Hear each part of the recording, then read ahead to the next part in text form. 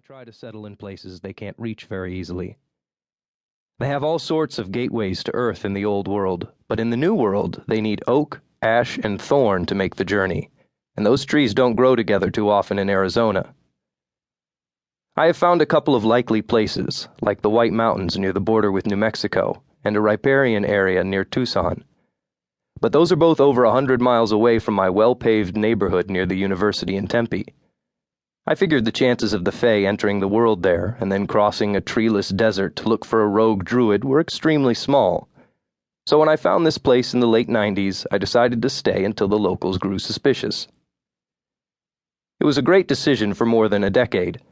I set up a new identity, leased some shop space, hung out a sign that said Third Eye Books and Herbs, an allusion to Vedic and Buddhist beliefs because I thought a Celtic name would bring up a red flag to those searching for me, and bought a small house within easy biking distance.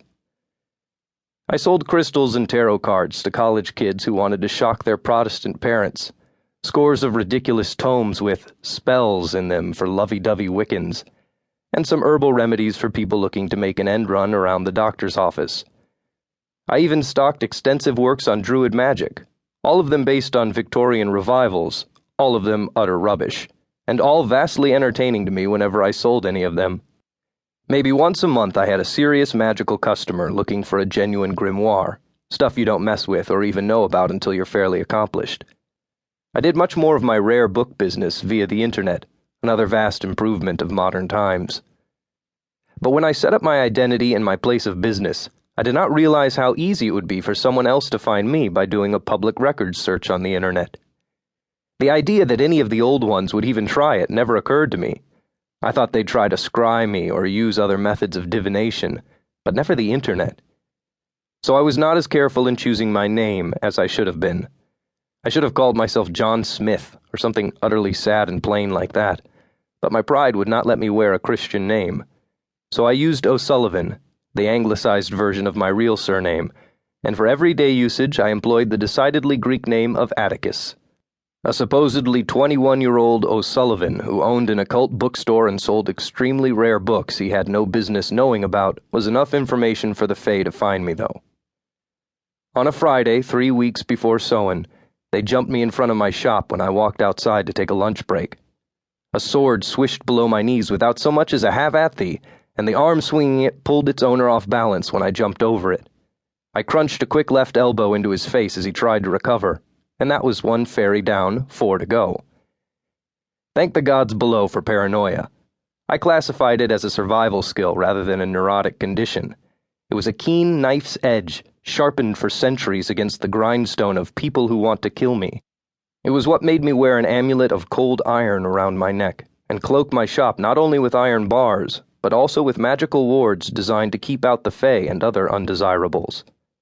It was what made me train in unarmed combat and test my speed against vampires, and what had saved me countless times from thugs like these.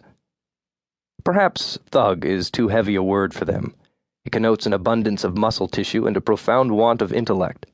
These lads didn't look as if they had ever hit the gym or heard of anabolic steroids.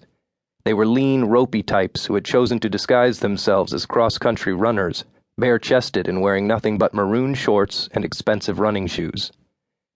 To any passerby, it would look as if they were trying to beat me up with brooms, but that was just a glamour they had cast on their weapons. The pointy parts were in the twigs, so if I was unable to see through their illusions, I would have been fatally surprised when the nice broom stabbed my vitals. Since I could see through fairy glamours, I noticed that 2 of my remaining 4 assailants carried spears, and one of them was circling around to my right. Underneath their human guises, they looked like the typical fairy. That is, no wings, scantily clad, and kind of man-pretty, like Orlando Bloom's Legolas, the sort of people you see in salon product advertisements. The ones with spears stabbed at me simultaneously from the sides, but I slapped the tips away with either wrist so that they thrust past me to the front and back. Then I lunged inside the guard of the one to the right and clotheslined him with a forearm to his throat. Tough to breathe through a crushed windpipe. 2 down now. But they were quick and deft, and their dark eyes held no gleam of mercy. I had left my back open to attack by lunging to the right, so I spun and raised my left forearm high to block the blow I knew was coming. Sure enough, there was a sword about to arc down into my skull.